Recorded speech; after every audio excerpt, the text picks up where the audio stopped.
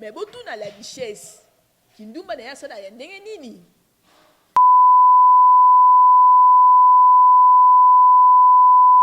On a le balan la vérité. Eh, bon, on dit mina bon qui passe là, qui nous demande qui moi c'est na mobali, attends les femmes mariées na moi chile na yo siko ya yo la richesse. En plus, je peux insister, on a battu une maille qui était balobine la richesse.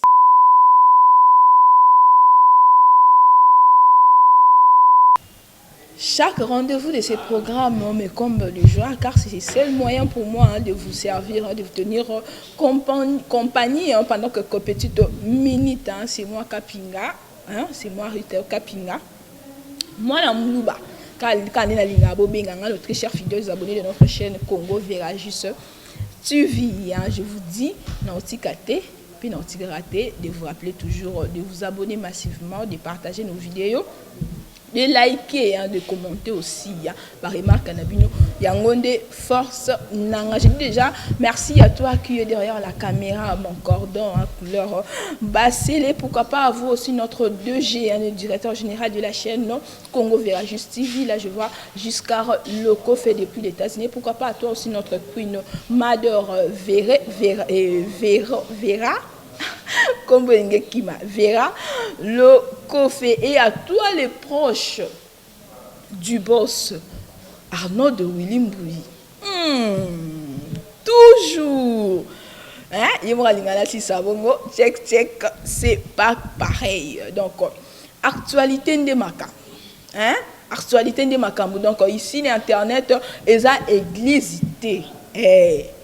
Internet obimsane ba vérité osali mabe to lobby osali bolam to lobby a ils ont église té actualité c'est belé actualité déjà les actualité ya la richesse lobby na la vérité et puis c'est ba tout sous ba panique a plus vérité on peut to yeba na biso yango et puis c'est ba panique et yango ya risque kapinga ma mulu batanga loba comme ba menace bo finga nga ba WhatsApp bo loba ngande bo luka mutalisation na nga Bamboua Karine, vous continuez toujours au fin de vos fins à téléphone noir. Vous avez l'émission, vous avez un numéro, vous avez un WhatsApp, vous avez un fin de vos balages en mutualisation, vous avez un zélaï. Merci parce que vous avez des nouvelles données, vous avez les macaques. D'abord, si vous avez besoin de vous continuez au fin. Pour moi, le banana vérité, c'est ça que vous avez dans le bas. Nous, ce que vous avez besoin de faire, vous avez besoin de vous continuez au fin de vos fins. Bo finga na WhatsApp quand bo finga bo bien quand bo finga ba nini ba mama ngande bino ba impoli ko bino ba mboa Karine ba parce que ba ko bino na la bino te bo mo ba vu na beta bino comme ce système au commun ngo finga na bloquer au commun ngo finga na répondre notification que mboa Karine na bloquer donc OK na bino kaka bongo alors c'était un peu la richesse donc mon est toujours là pour vous informer parce que c'est ça ma force. Avant la côte en solo, bino moboyoka parce que même une actualité telle mamba la richesse, même une actualité au état marambo ya matanga ya macha ko nebi tumbezo bima artiste na ba famille pour na wela mbongo donc sur le bande vérité. Donc c'est ça. Na ba na ko c'est d'abord pourquoi pour pas me souvenir ba chance yo ka ngote boyo kaka ba finga la richesse pas un tel mais boyo bité likambe banda ki ndenge ni avant na ko une explication pour vous éclaircir boyo kana ndé la richesse les gars qui na émission. Il y a chaîne nene est partout alors ba propos selon ba vérité on a bien ba vérité au les camarades na théâtre alors ba tiens n'importe qui n'importe comment peu importe où tu es marié ou pas tu vas sortir avec un comédien tu es un homme marié une femme mariée ou pas tu vas sortir avec n'importe qui ça règne dans le milieu théâtre et c'est ça qui est notre côté ça m'a fait peur au monde a une fille théâtre Abima a plus de 15 comédiens. Et Mibali. Mais bon, tourner Ghana. Tourner Ghana. Parce que Makamwana, il y a qui est musique qui est là. La musique est là, elle est sous-sautée. Au monde de Tobana, danser, ça calabaye, banara, les deux, ça est sous-sautée.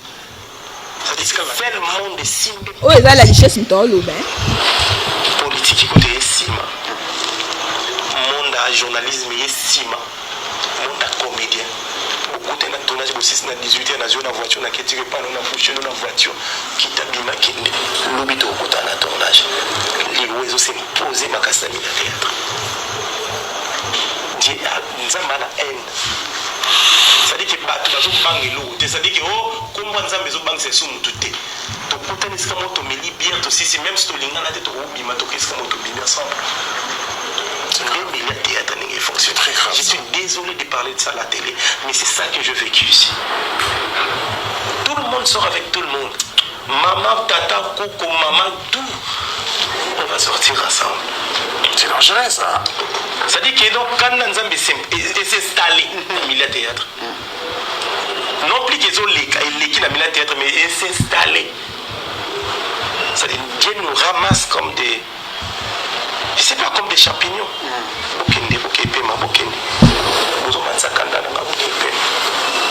Je vous dis là, je ne suis pas ça. Je ne suis pas ça. Non, j'ai mes défauts. Mais il y a un temps, j'ai installé des disciplines. C'est-à-dire que j'ai fait avec des principes. Mais ça m'a ramené humilité, puis vous faites que maman ose mon aller. Les années dans le milieu de la ok. Mais c'était un peu modéré. Mais le qui? Le lieu commis vraiment qui est commis Sodome et Gomorrhe. Moi, je dis théâtre lobby. On a 26 ans, mais il ose oser en sortir dans maman Moro il y a 53 ans milieu de théâtre. Ah oui, mais sans regret. Bon, bien mis dans ce cas, au bétier, au bateau, gagner le fingi, au bétier qui est là, le qui est là. Ok, ticket la voiture, nous avons déposé, nous avons bétier, maman allait. Donc, milieu de théâtre comme il bon. Je dis ça c'est pas pour exposer l'unité, c'est parce que les choses changent. On ne peut pas vivre comme des chats. Il y a des gens qui vivent comme des chats dans ma chaîne, dans le milieu de théâtre. Tu touches partout, donc ça dit que il y a pas de succès dans la base. Donc là, on a un temps où ngande kingandi, les locaux mero mon angai. Donc on a ma mère na kando na nomo na TV. Donc mère on a nomo na TV le lo yebangai. Ndé monde de théâtre les. Et ça dit que quand Nzambe s'installe et je place, et je possession, puisqu'il change, puisque tout le monde a un spectacle à l'IOA, puisque tout le monde a que les choses se passent violemment, impudicité, c'est pour. Et puis, quand je parle, j'ai envie d'y rencontrer dans les détails, mais j'ai même envie de citer le nom des gens, mais j'ai. Non, ça ne sert à rien. C'est-à-dire que c'est que Mouton a envie de venir. C'est-à-dire que donc, c'est ça. Ce qu'on a une explication pour éclaircir, on va comprendre la chose à l'écart qui n'a émission. Des bazaka émission de tout na makambu. En tout cas, expérience où il y a remarqué parce que l'artiste bazo kufa trop. So beaucoup remarqué ça, ils ont donc chaque année 2 ou 3 artistes par kufa donc il y a bi cause selon yé. Cause ça parce que Sodome et Gomorrhe et quitté na kati monde d'artistes comédiens. Donc artiste comédien au monde ba maman c'est non à propos na yé. Ba maman bo monde maman intel ça na alliance moneni. Mais à la 47 maman maman baboya ba j'ai baboya kokola wana maman so tete baboya kokola wana à la 47 ans presque 50 ans mais au monde moi jeune moi ba garçon ba kokola sika ba artiste ba kota sika monde théâtre on ba pesa ba moto wana vu que moi na kitoko ana na 26 ans donc nde ba ça tournage wana artiste comédien moi jeune wana ça moi bon on est na poche boyebi pour na vitesse hein. Et puis après tournage, donc il à 17h. Non, kumba mère na voiture. Donc écoute lu comme si là tu 600 quand na kati voiture. To si pe na suka pe na bendele pe compensation na beti pe moi demba ta mère pas leli. Moi on le voit si tu peux to yebi na biso ile kana ngobongo na monde de théâtre to yebi ki ndumbeza na ngo. Batu msu ba finga la richesse wana OK la richesse a lobi boye pona nini et tout et ça peut pona son pe bika ba sala hango surtout mingi ba telemeli liboso bo mona ba artiste comédien ba telemeli ba liboso na bango nde ba kolo nango la richesse a rappelle ne ka biso ça ne rappelle pour te yebi ki ndumba et vandi na monde de théâtre mais a éclairci biso ka ba tout ndo ba télé biso que entre ba jeune et moi kolo ça pe mon papa ne mais a éclairci biso ça ka ba jeune pe ba 26 ba beta ba pe ba mère na ba théâtre na o te ba to ba de temps ba kombote boyebi ba mère ba boya tongo etana wana ba mo beta na ba ona ba après tournage mais a yebi que na za moi na pourquoi to 600 na la voiture même so hôtel ba mo na biso donc c'est ça mais c'est une chose on peut le dire mais c'est pas une chose à encourager c'est regrettable parce que bino bato yo bozo turi bino ba mikolo ba sali ba 12 ans ba 15 ans ba monde théâtre bozo mi pesa respecter ce qu'on ba oboya oui la richesse la lobby ango na média ils a bon ils ont encouragé parce que le bon na média Bah c'est comme monsieur ça se garde en famille vous vendre ça ba ninga vous personne ba conseil mais il y a mimi en na média alors que il y a personne internet église était au lobana nyonso ils ont mabé mais vous avez raison c'est qu'il y a qui est et ton dit non faut na bimisa peut-être mon suka bia banda ko kila ba moko moko ma ko sona tika na bimisa ka o mutu na mutu azoye kindumba batata to yebi ba fait théâtre kindumba na bino to yebi quand ba yebi kindumba ba fie ba chroniquer ça ba YouTube ndenge bima ba kindumba ça ndé pe ba théâtre to yebi kindumba na bino bozala entre bino na bino en plus parce que je fais pour mon corps n'est plus sur boyo qui partit dans le week-end et rose à moi si moi rose à la 12 15 ba bibali donc nandeni abimana na mobalo allo un artiste o abimi artiste o allo donc car na tuna joana msu ba mbanda msu ba zaka wana ka mama wana abimana ma 2 jeunes 3 jeunes kana tuna joana baba mbanda na de vérité ba artiste be ba selelier ba émission ba lobby trop et so bi parce que boyebi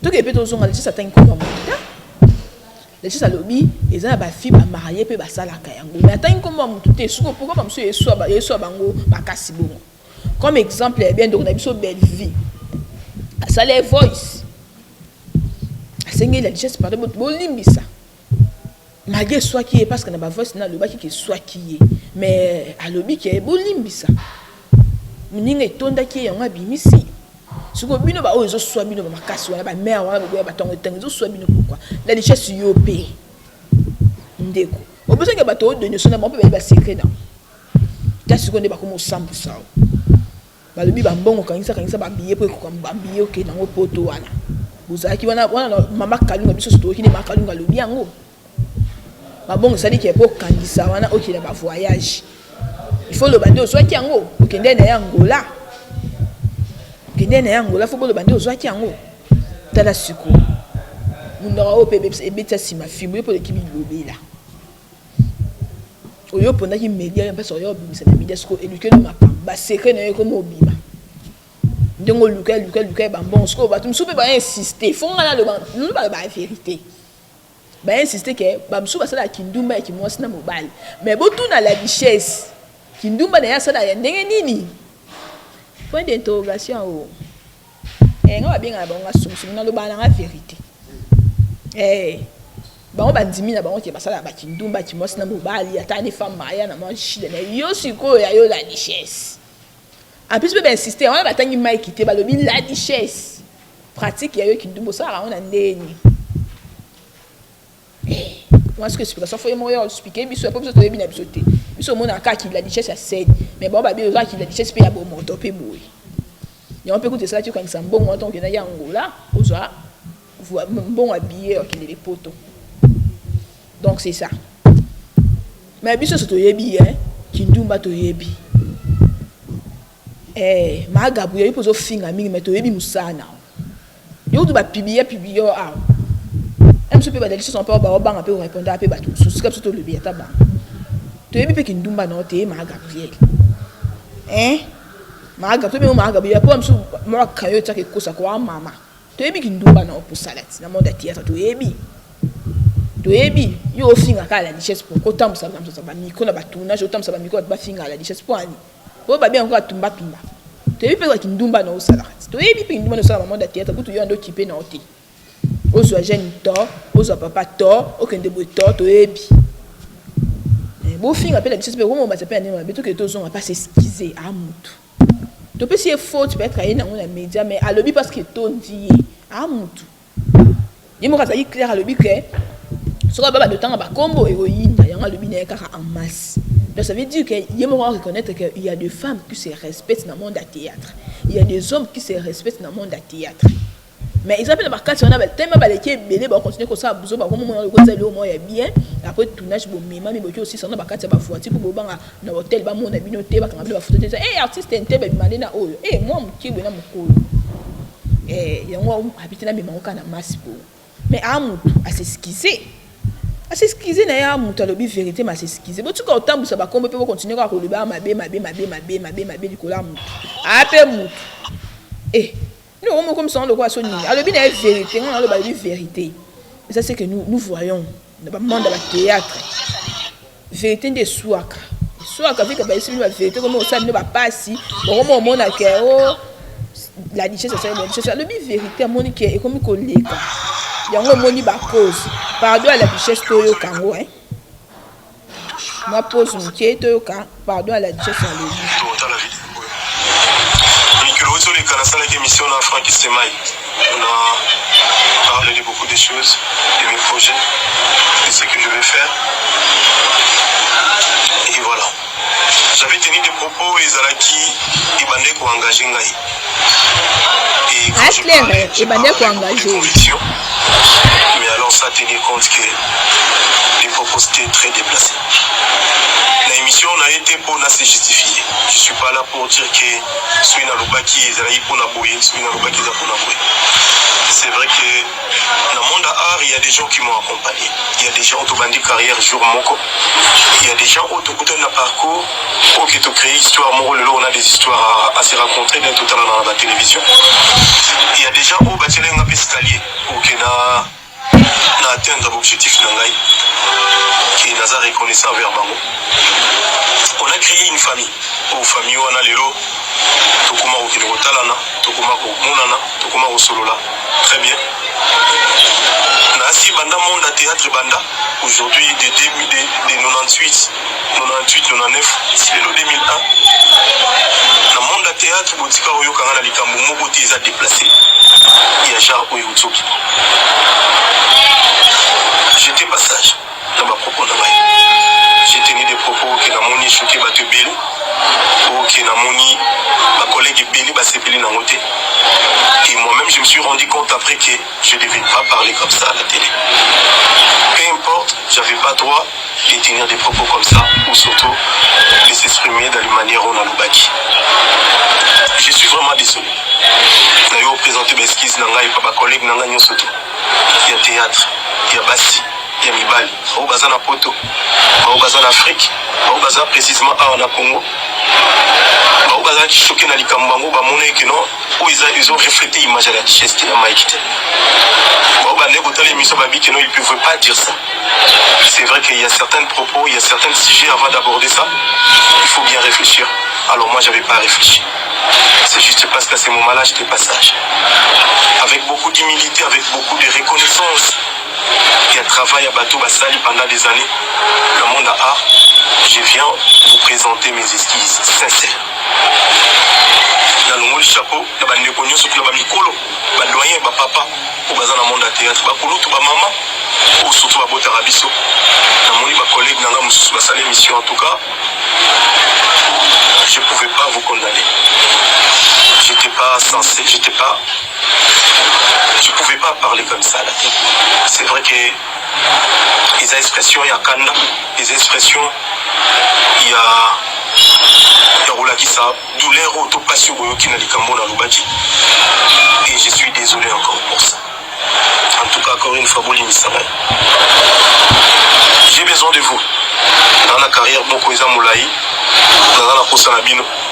Tout qu'on peut visiter Boza, Boza peut la poste à Nanga des fois.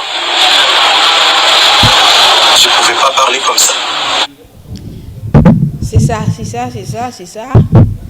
À s'excuser, hein. Donc, Bandego va continuer toujours au final dans le monde du théâtre. Non, moi, ce que ça mine, ça bateau, c'est senti que ça là. Makalunga lobene ya lobine maintenant senti makalunga ndo kima mundambo donc moi maweza kime ma ya lobene ba vérité ndinga lobige ça et nani ba plutôt ça la richesse pe aza mahamna pe na face be na yesu ko sala kindumane na banani donc c'est ça makalunga yemo pa ba si susu ke et donc le lobisa la richesse bon pas so luka beze hein toi t'as dit koto Linda Zali tanti Linda Zali atadi koto comme les sous-années, Linda na misus comme Kima comme les Kima Linda na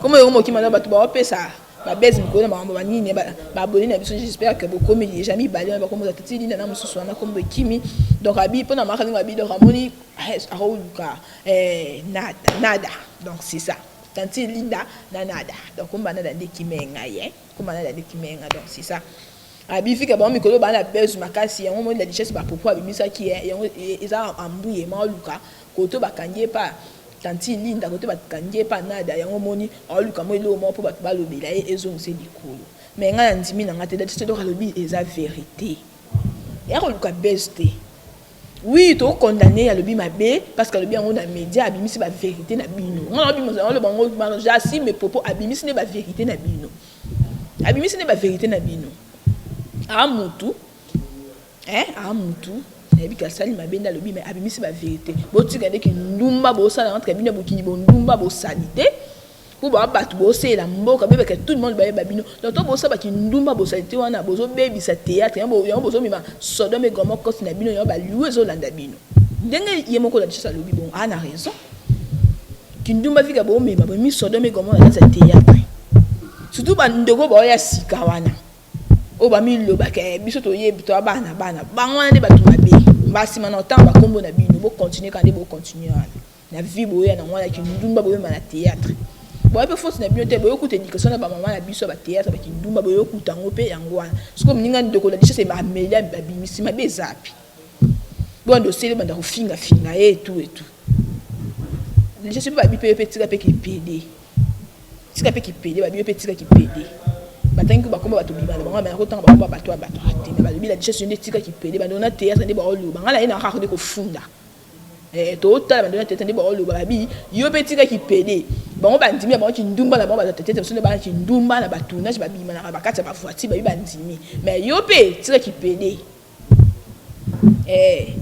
bandona tete ba bi tika ki PD ya bango ba ki ndimi na bango ki ndumba na bango yo pe tika na ki PD pour les gens boso ba ndeko sa pour kan sambongo maka na bi pour kan sambongo na Angola ya ok na poto ko les gens kan saki na poto kuna tika ki PD ba bi boye ba ni tant yo yaka wa boye ba ni ba vie donc so ba bi ba ko tanga ba komba ba ex na ba bato so na bango sikoyo et ko ma polémique donc tika na yo ki PD zelo ko mbulu ba yo lo ba ki ngana memelo kana na éclaircir yo papa la duchesse donc c'est ça j'espère bien vous aimer donc c'est ça et après ça juste na épinglé mukie mambo matanga ya machako parce que na essaye plus na vandi trop mambo la duchesse pour faut ka to bimisanga na chichi donc mambo matanga ya machako ba bibi tumbezo bima kuna ya grave bitumbezo bima pona nini ba artiste comédien na famille bazo kanate epona mbongo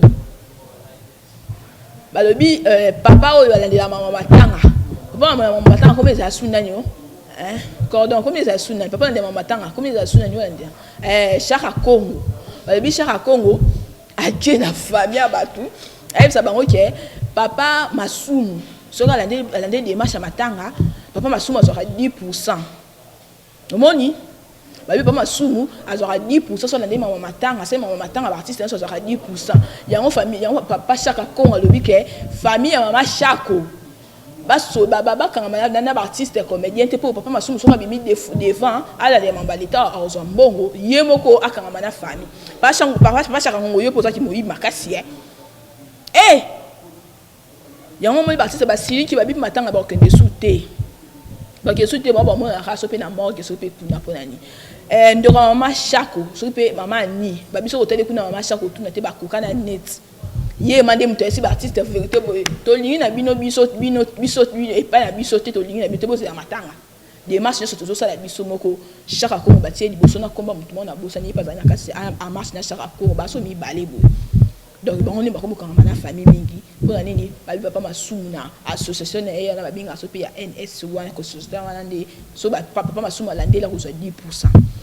Encore matanga papa we ba bazwa mbongo te artiste ndi ba liba fio là na matanga mama Chako po ba so ba 10%. Ba ta famille mama Chako ba lobi ke bango ba kotika la ba il faut ba gagner matanga ndiko na bango yango mo ba benga ba artiste bokende ce que les autres comme ça biso papa na biso sala ninyo yo elombe papa elombe tongo nini association ya mama Denise ba yokaki matanga mama Chako ba bimisaki $20,000 $20,000 ane yi enveloppe $20,000 ana eye na misu ya papa elombe ba yi papa elombe mama Nina ba keke famille ya mama Chako soko papa elombe zo ba soki biso ba artiste so ki miyibi mais tongo so $20,000 wana Et nous avons été, biso baptiste to simba ngonani. Mais pourquoi est-ce que biso baptiste to mi yibi to zo 20 000 $, to tiki na maboko na bino mo bo gérer nyonso. Donc famille moi on a basé na 20 000 $ au organisation ya association ya maman Denise ni a que retinde la ibango. Siko bango même moi pende bazo fin. Nga zo mona bango so bana mabe po ani. Baptiste peut to yibi ke bien pour ça pe ki yiba bambongo makasi na matanga batu. Bobi misaba les devant pour bo yiba makasi.